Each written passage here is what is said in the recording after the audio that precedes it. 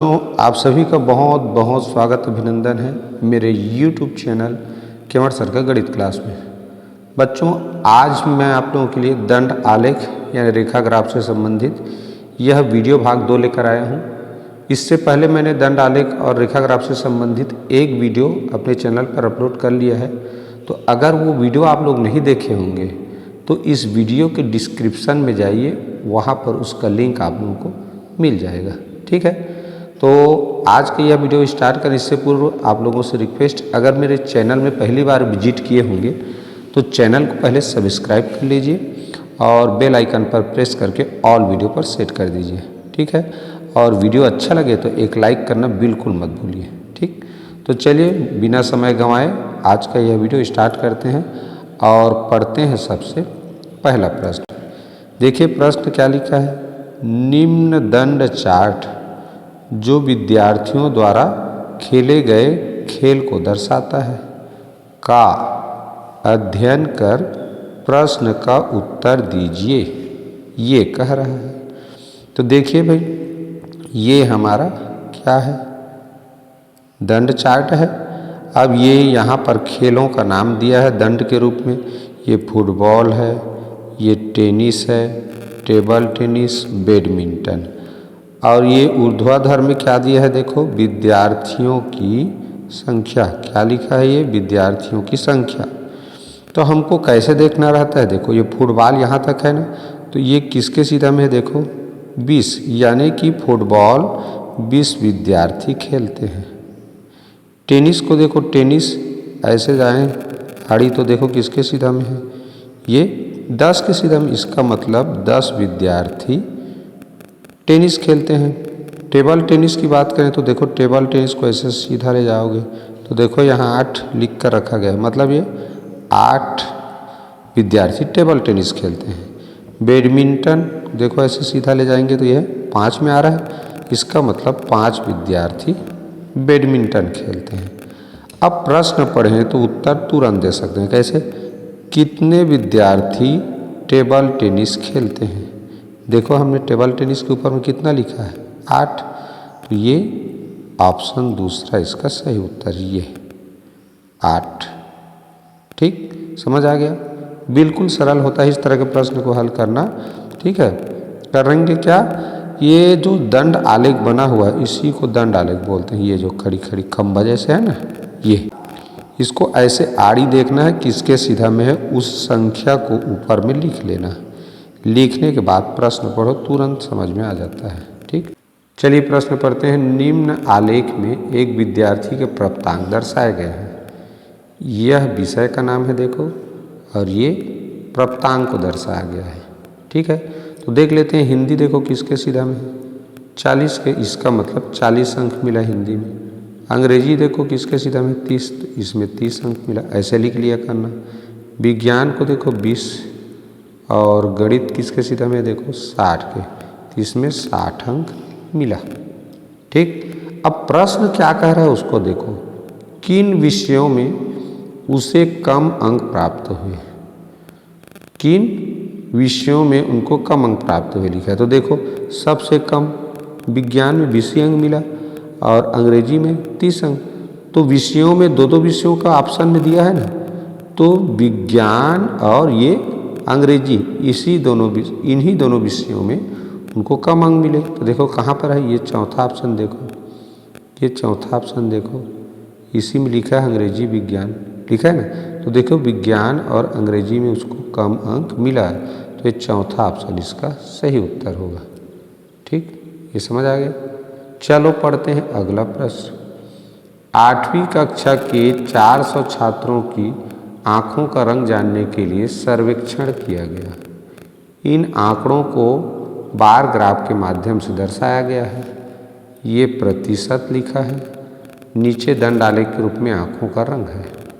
तो भूरा रंग 20% बच्चों का जो आँखों का रंग था वो भूरा था। नीला को देखो 10 के सीधा में है तो 10% होगा। हरा रंग देखें तो ये देखो 30 के सीधा में है, 30% हरा हो गया। और हल्का भूरा रंग तो ये यहाँ है, तो ये 40%। अब प्रश्न पढ़ो, लगभग कितने प्रतिशत छात्रों की आँखों का रंग हरा है। सिंपल सा हरा वाला दंड आलेख में देखो कितना लिखा है हमने, 30%।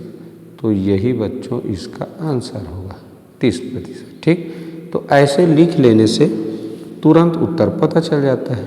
ठीक है, आशा है ये प्रश्न समझ में आ गया होगा। चलो अगला देखें। चलो प्रश्न पढ़ते हैं। नीचे दिए दंड चार्ट के आधार पर बताइए कि विद्यालय सी में विद्यालय ई से कितने विद्यार्थी अधिक है। तो ये जो नीचे लिखा है विद्यालय, ये विद्यालय का नाम है ABCDE। प्रश्न में क्या कह रहा है, विद्यालय सी में विद्यालय ई से कितने अधिक विद्यार्थी है। तो सी में देखो ये सी है, कहाँ तक है, ये 65 के सीधा में है तो 65 लिख लेंगे। ई में देखो, ई में देखो किसके सीधा में है, ये 35 के सीधा में दिख रहा है ना, तो इसमें 35 है जी। अब कितना अधिक विद्यार्थी है पूछे या कितना कम विद्यार्थी है पूछे, तो कम या अधिक जानने के लिए घटाते हैं। ठीक है, तो 5 में से 5 गया 0, 6 में से 3 गया 3, कितना आया उत्तर 30। ठीक, कितना आया 30। तो इस तरह ये 30,000 होगा। क्यों, यहाँ लिखा है देखो विद्यार्थियों की संख्या 1000 में, तो ये 5,000, 10, 15,000, 25, 35, 45, 55, 65 ये 1000 है। ठीक है, तो 30 उत्तर आया, इसका मतलब 30,000 होगा। इसको ऐसे लिख सकते हैं। ये देखो कौन सा ऑप्शन में है, ऑप्शन चौथा में दिया हुआ है। ठीक है, तो इस तरह से बच्चों ऐसे प्रश्नों को हल करना है। आगे समझ में। चलो अगला प्रश्न देखें। देखो प्रश्न पढ़ते हैं। नीचे के दंड चार्ट से बताइए कि कितने विद्यार्थी विद्यालय आने के लिए 5 किलोमीटर तथा अधिक दूरी तय करते हैं। 5 किलोमीटर या अधिक दूरी, तो देखो नीचे में क्या लिखा है, किलोमीटर की संख्या जो चलनी पड़ी। ये 1 किलोमीटर, 2, 3, 4, 5, 6। प्रश्न में पूछा है 5 किलोमीटर अथवा 5 किलोमीटर से अधिक, तो ये 5 किलोमीटर वाला दंड चार्ट है। ये 6, तो बस इसी को जानना है। तो 5 किलोमीटर कितने लोग चले, देखो सीधा करके 6, और ये 6 वाला देखें 6 किलोमीटर वाले कितने हैं, तो ये 5 के सीधा में आ रहा है, तो ये 5 हो गया। अब 6 और 5 को क्या करेंगे, जोड़ेंगे, तो 6, 5 कितना हुआ 11, तो 11 हो जाएगा इसका आंसर। क्लियर। क्या किया हमने, प्रश्न में पूछा था 5 किलोमीटर अथवा अधिक दूरी तय करने वाले विद्यार्थियों की संख्या, तो ये बच्चों की संख्या है, और ये किलोमीटर है नीचे में लिखा है, तो ये 5 किलोमीटर का ये दंड आलेख है और 6 किलोमीटर का। तो हम दंड आलेख को ऐसे सीधा करके देखते हैं जी, इधर बगल किसके सीधा में 6, तो ये 6 बच्चों की संख्या है, और ये 5 के सीधा में 5 बच्चे, तो दोनों को जोड़ दिए 11 बच्चे हो गए। तो जो कि ऑप्शन तीसरा में दिया हुआ है, यही इसका आंसर है। ठीक, आशा है समझ में आ गया होगा। चलो देखते हैं अगला प्रश्न। चलो पढ़ते हैं अगला प्रश्न। देखो लिखा है, निम्नोक्त ग्राफ में ले वह वर्ग ज्ञात कीजिए जिसमें विद्यार्थियों की संख्या किसी दूसरे से आधी है। ठीक है, तो हमको यहाँ देखना है, ये ABCD लिखा है, देखो ये विद्यार्थियों की संख्या है, यहाँ पर लिखा है ना। तो देखें पहला A, तो A में देखो A वर्ग में 40 विद्यार्थी है, B वर्ग में देखो 31 के सीधा में है, तो 30 विद्यार्थी।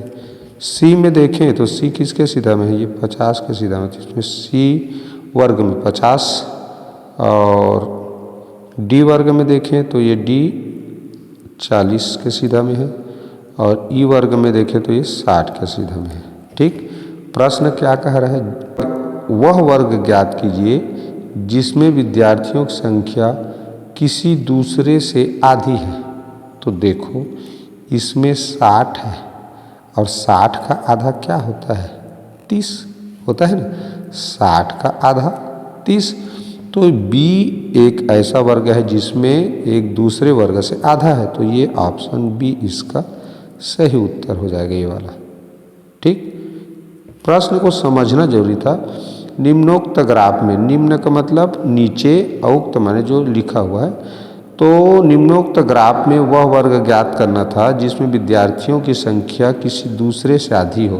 तो जिसमें आधी हो वो उत्तर होगा। तो देखो ये वाले 60 वाले से इसमें आधा है, 30 है। ठीक, तो यही इसका उत्तर है बच्चों।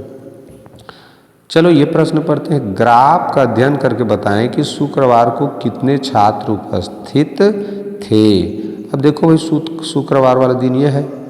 अब इसको सीधा करके देखें किसके सीधा में जा रहा है। ये देखो 30 के सीधा में है। ये क्या है, विद्यार्थियों की संख्या लिखा है ना। तो इसका मतलब शुक्रवार को 30 विद्यार्थी थे। तो कौन सा ऑप्शन, ऑप्शन तीसरा इसका सही उत्तर है। क्लियर, आशा है समझ में आ गया होगा। कभी कभी बच्चों सबको देखने के बजाय प्रश्न क्या पूछ रहा है, केवल उसी दंड आलेख को देखो। भाई प्रश्न कह रहा है शुक्रवार को कितने छात्र उपस्थित थे, तो बाकी दंड आलेख को क्यों देखेंगे, हम सीधा शुक्रवार का नहीं देखेंगे। तो शुक्रवार का देखें ऐसे आड़ी आके किसके, 30। अब यही तो विद्यार्थियों की संख्या ने लिखा है ना, तो 30 विद्यार्थी उपस्थित थे।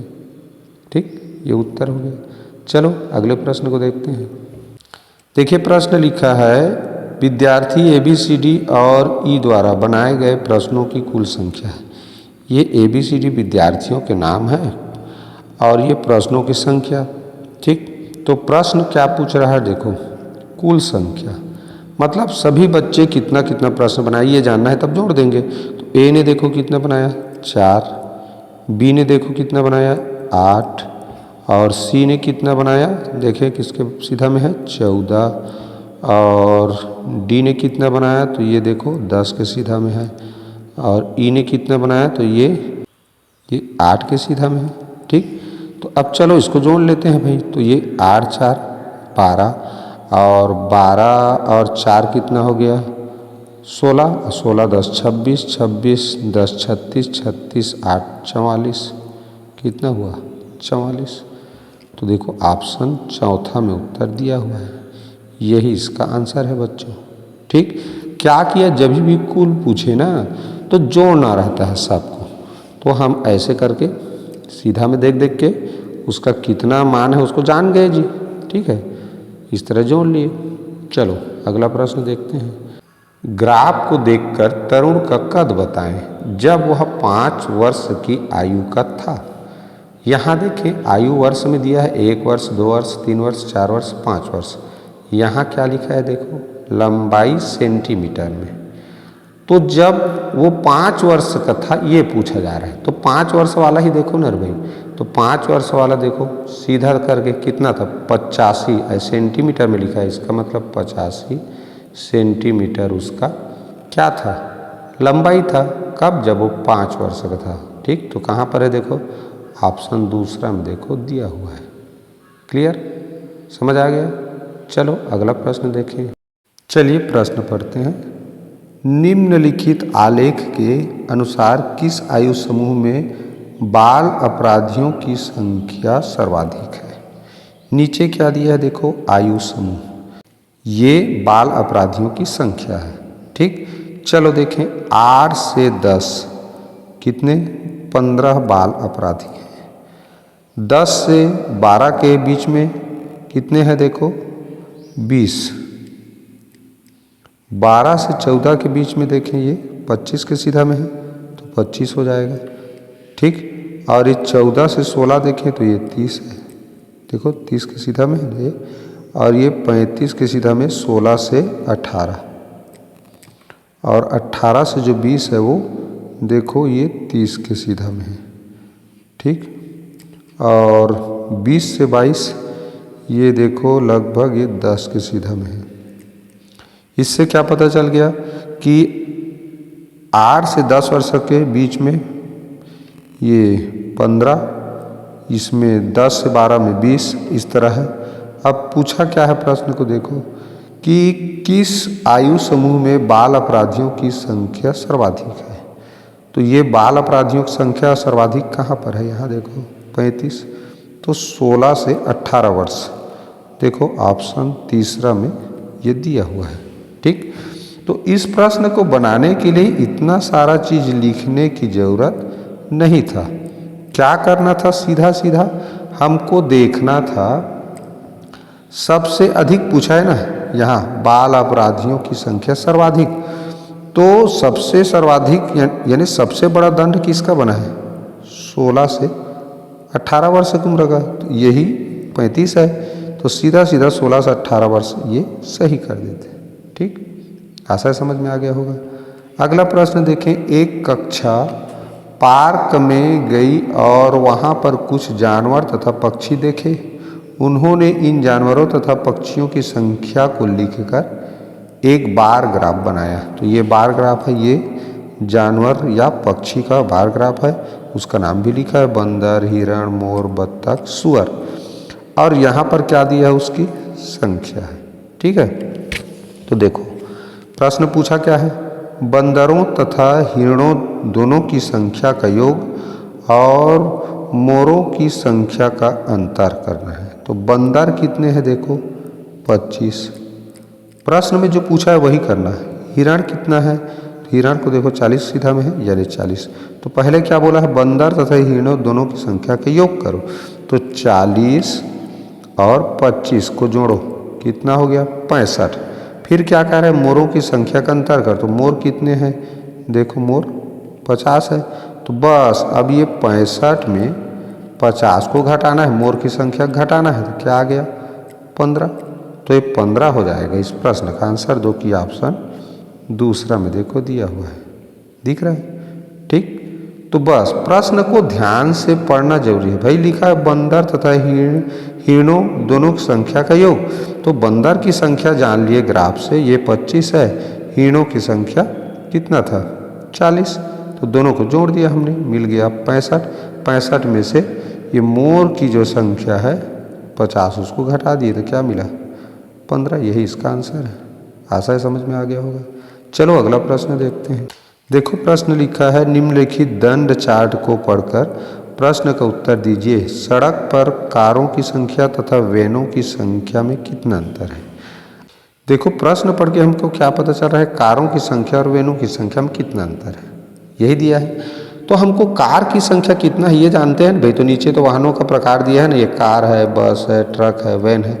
यहाँ क्या लिखा है? देखो मोटर वाहनों की संख्या, तो ये संख्या है। तो कार की संख्या से मतलब है, तो कार देखो 60 के सीधा में है और वैन देखो 80 के सीधा में है। तो दोनों में अंतर कह रहा है, तो 80 और 60 में अंतर करेंगे तो कितना आएगा? 20। देखो ऑप्शन 2 में दिया है, यही इसका आंसर है। बाकी का संख्या जानने से हमें मतलब है नहीं है। क्यों? क्योंकि भाई यहाँ तो कारों की संख्या तथा वैनों की संख्या का अंतर पूछा है ना। तो कार की संख्या देखेंगे और वैन वाला दंड आलेख देखेंगे किसके सीधा में है। जैसे संख्या जाने घटा दिए, उत्तर आ गया। क्लियर? चलो अगला प्रश्न देखते हैं। नीचे दर्शाए गए आलेख से वर्ष 2005 तथा 2007 में लगाई गई कुछ पेड़ों की संख्या ज्ञात कीजिए। पहला क्या लिखा है? 2005। 2005 देखो किसके सीधा में है? 250। ये क्या है? 250 पेड़ों की संख्या है, ये वर्ष है। तो 2005 में 250 पेड़ लगाए गए थे। और 2007 की बात कर रहे हैं, तो 2007 देखो 50 के सीधा में है। तो 2005 में 250 पेड़ और 2007 में 50, तो कुल संख्या उसको जोड़ेंगे तो क्या हो जाएगा? 300। देखो उत्तर कहाँ पर है? ऑप्शन ए में देखो उत्तर दिया हुआ है। ठीक, यहाँ पर दिया है ना। बस सिंपल सा क्या कहना है यहाँ कि 2005 तथा 7 में लगाई गई ये कुछ जो लिखा हुआ है ये प्रिंट मिस्टेक है, ये कुल पेड़ों की संख्या ज्ञात कीजिए, ऐसा कह रहा है। ठीक है, तो ये कुछ शब्द पर मत ध्यान देना, ये दरअसल कुल लिखना था जो प्रिंट मिस्टेक है। हो गया बच्चों? चलो अगला प्रश्न देखें। चलिए प्रश्न पढ़ते हैं। एक स्कूल की लाइब्रेरी में विभिन्न विषयों पर उपलब्ध पुस्तकें निम्न पिक्टोग्राफ में दर्शाया गया है। तो इसको क्या बोलते हैं? पिक्टोग्राफ। ये दिख रहा है ना, इसको पिक्टोग्राफ बोलते हैं। देखो ये विषय लिखा है, ये एक डिब्बा बराबर 10 पुस्तकें, यानी हर डिब्बा को हमको 10 पुस्तक मानना है। ठीक है, तो पहले प्रश्न पढ़ लें। क्या पूछ रहा है? कितने विषयों की 60 से अधिक पुस्तकें हैं? तो देखो गणित का कितना पुस्तक है, डिब्बा को गिनो, 1 2 3 4 5 6 7। तो एक डिब्बा 10 पुस्तक है तो 60 डिब्बा 70 हुआ। इसमें देखो 4 4 8 8 डिब्बा है तो ये 80 हुआ। ये 4 है तो 40 हुआ। ये देखो 4 4 8 1 9 यानी ये 90 हुआ। और ये 2 है तो 20 हुआ। प्रश्न क्या करे, 60 से अधिक कितने विषय पुस्तक है। देखो ये भी 60 से अधिक है 1 हो गया, इसमें भी 60 से अधिक है 2 हो गया, इसमें भी 60 से अधिक 3। तो 3 विषय ऐसे हैं, कौन कौन सा, अंग्रेजी और गणित और विज्ञान। तो इनका 60 से अधिक पुस्तक है तो उत्तर आएगा 3। क्लियर, समझ में आ गया। चलो इसमें विशेष रूप से ध्यान देना, एक डिब्बा का क्या मतलब होता है वो दिया है तो उसी के आधार पर बाकी को संख्या मानना है। ठीक, चलो अगला प्रश्न देखते हैं। निम्न चित्रालेख एक दुकानदार द्वारा सप्ताह के 6 दिनों में बेचे गए आम के बास्केट दर्शाता है। ये दिनों की संख्या है। अब यहाँ बास्केट दिया है। अब यहाँ देखो, इसको ध्यान से देखना, ये वाला जहाँ एक डिब्बा बराबर 10 बास्केट, ठीक है। तो ये एक 3 बास्केट है तो 3 बास्केट मत समझना, ये 10 20 30 ऐसे मानना। एक डब्बा को 10 गिने तो 10 20 30 बास्केट दर्शाता है। सोमवार को उसने 30 बास्केट बेचा। मंगलवार को 10 20 ये 20 होगा। इसमें 5 है तो 50 होगा। इसमें 6 है तो 60, ये 10 और ये कितना है 8 है तो ये 80। प्रश्न क्या पूछ रहा है, अब देखो, यदि उसके पास अभी भी 140 बास्केट है तो उसके पास आरंभ में कितने बास्केट थे, ये पूछ रहा है। देखो प्रश्न थोड़ा सा घुमावदार है, इसको मिटा देता हूँ, आपको समझाने के लिए आसानी होगा। ठीक, तो क्या कह रहा है, अभी भी उसके पास 140 बास्केट है तो बेचा वो कितना है उसको पहले कैलकुलेशन करो। बेचा कितना उसने 30, फिर 20, उसके बाद 50, उसके बाद देखो 60, उसके बाद देखो 80 और ये भी है 10। इतना बेचा 6 दिन में जी। 1 2 3 4 5 6 दिन का जोड़ेंगे तो ये 0 हो गया। 3 2 5 5 5 10 10 6 16 16 8 24 24 1 25 यानी कि 250 बास्केट उसने आम बेचा। लेकिन अभी भी कह रहा है 140 अभी भी बचा है, तो मतलब ये भी उसके पास था तभी तो बचा है। तो कितना हो गया 390। तो 390 बास्केट पहले उसके पास था। ऑप्शन ए में देखो दिया है। ठीक, थोड़ा सा घुमावदार था बच्चों ये प्रश्न। भाई लिखा है कि दुकानदार सप्ताह के 6 दिनों में बेचे गए आम के बास्केट की संख्या है, तो ये बेचा उसको जोड़ो और अभी बचा है, तभी तो पता चलेगा ना कि उसके पास शुरू से कितना बास्केट आम था। क्लियर, तो इस तरह से ऐसे प्रश्नों को बनाना रहता है। चलो अगला प्रश्न देखें। निम्न चित्रालेख एक दुकानदार द्वारा सप्ताह के 5 दिनों में बेचे गए संतरों के बास्केट को दर्शाता है। फल का नाम बदल दिया बस। यहाँ देखो एक डिब्बा 10 बास्केट है तो 5 है तो देखो 50 हो गया, 3 है तो 30, ये देखो 6 है तो 60, 4 है तो 40 और ये देखो कितना है 4 4 8 यानी 80। प्रश्न क्या है, यदि उसके पास अभी भी 140 बास्केट हैं तो उसके पास प्रारंभ में कितने बास्केट थे। सेम टू सेम प्रश्न है। क्या है देखो, पहले 50 30 60 40 80। ठीक, 5 ही दिन बेचा ना, यहाँ लिखा है देखो 5 दिन, तो 5 दिन का संख्या जुड़ेगा। 5 3 8 8 6 14 14 4 18 18 8 26 260 बास्केट संतरों की उसने बेचा। अभी बचा कितना है 140, सीधा सीधा जोड़ दो भाई, 6 4 10 80 लेख 400। तो 400 बास्केट संतरे पहले उसके पास थे। देखो कौन से ऑप्शन में है, ये ऑप्शन दूसरा इसका सही उत्तर है। क्लियर, आशा समझ में आ गया होगा। ये पिछला प्रश्न जैसा ही था। चलो अगला प्रश्न देखते हैं। चलो प्रश्न पढ़ते हैं। निम्न चित्रालेख एक विद्यालय के छात्रों द्वारा प्रयोग किए गए यातायात के विभिन्न साधनों को दर्शाता है।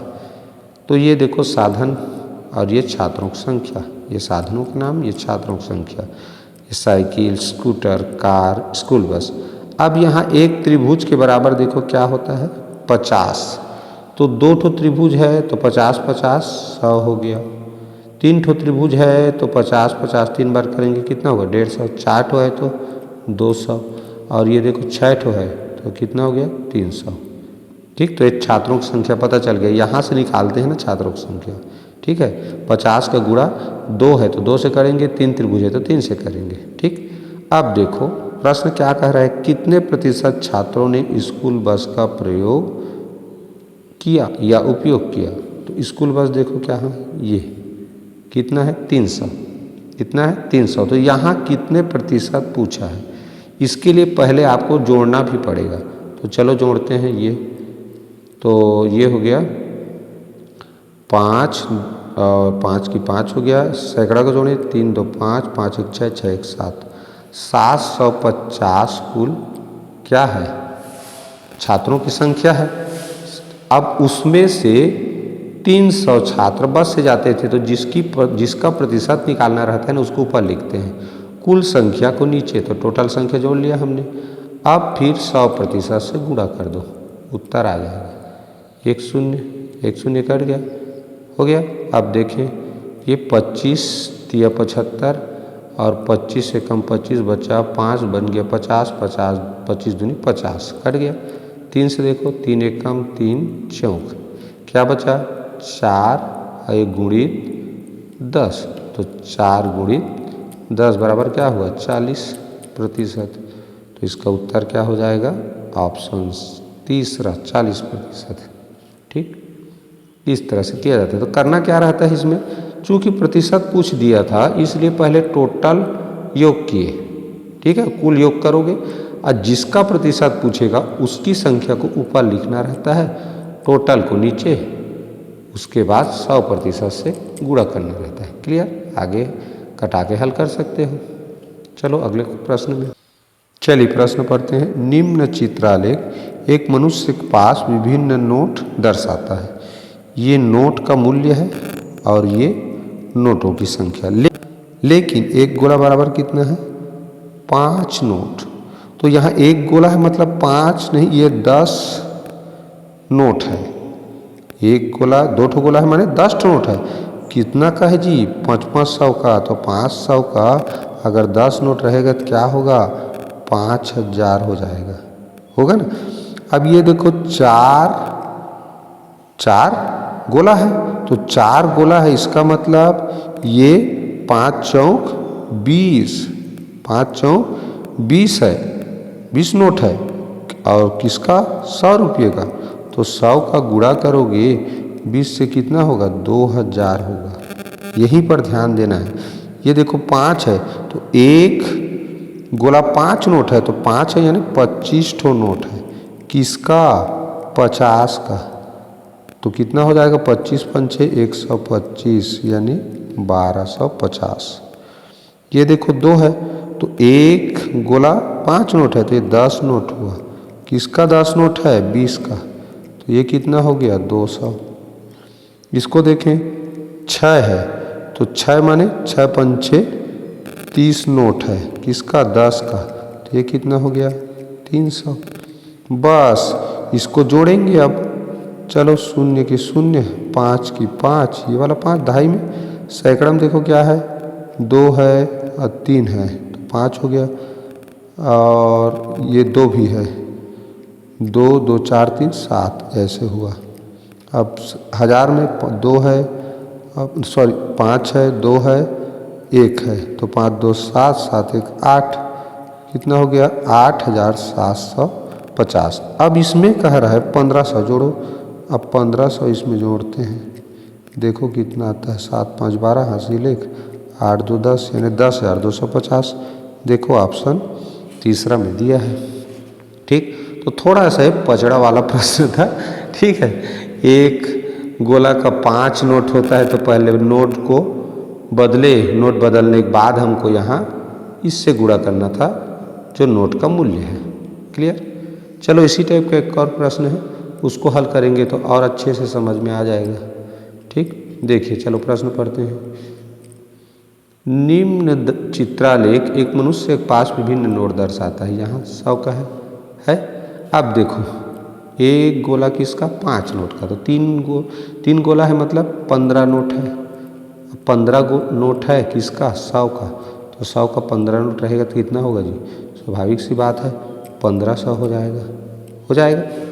अब देखो ये 5 गोला है तो 5 गोला माने एक गोला 5 है तो 5 यानी 25 नोट हो गया, 5 पंचे 25, तो 25 नोट किसका है, 50 का, तो 25 पंचे 125 यानी 1250 रुपये का हो गया। ये देखो 4, तो 4 गुणित 5 करेंगे क्योंकि एक गोला 5 नोट है तो ये हो गया 20, तो 20 नोट किसका है, 200 का, तो 20 और 20 का गुणा करो क्या आता है 400। अब ये 10 वाला 2 ठो गोला लिखा है यानी एक गोला 5 है तो 2 क्या हो जाएगा 10।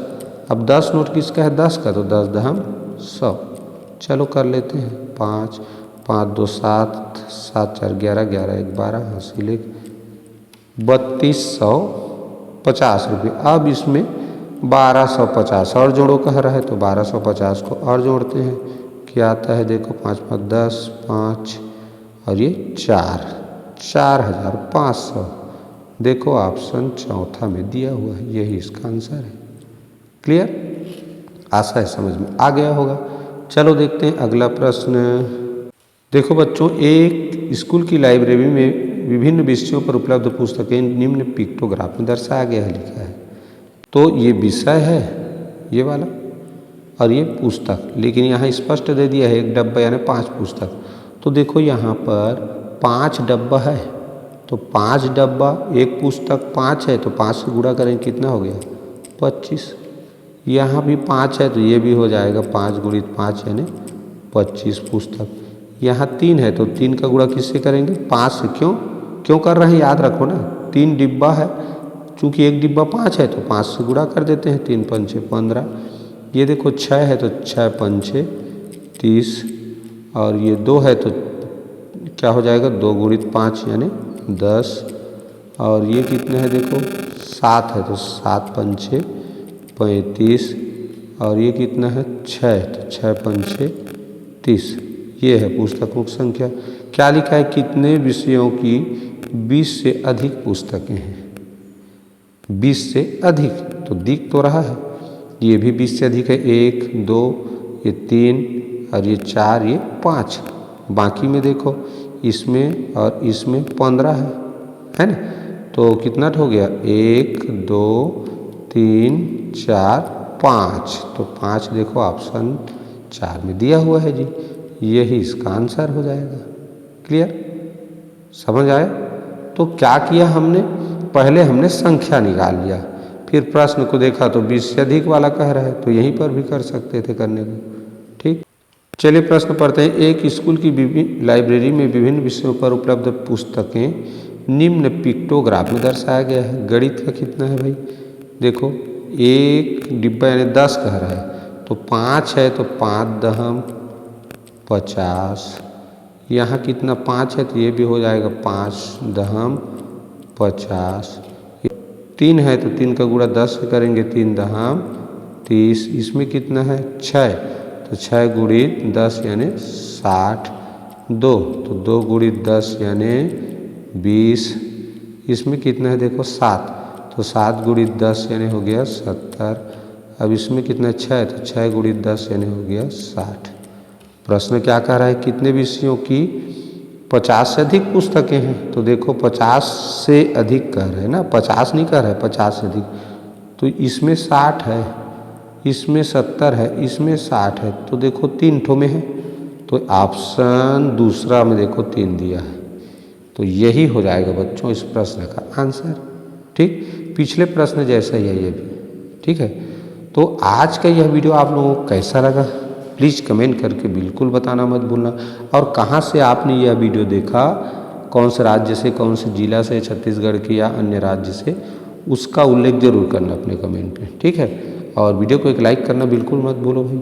और जो ज़रूरतमंद बच्चे हैं जो जवाहर नवोदय विद्यालय प्रवेश परीक्षा, प्रयास, एकलव्य सैनिक स्कूल प्रवेश परीक्षा या किसी भी तरह के प्रतियोगी परीक्षा की तैयारी कर रहे हैं तो उन तक इस वीडियो को अधिक से अधिक शेयर जरूर करें। ठीक, तो अगले वीडियो में फिर मिलेंगे, तब तक के लिए goodbye, have a nice day.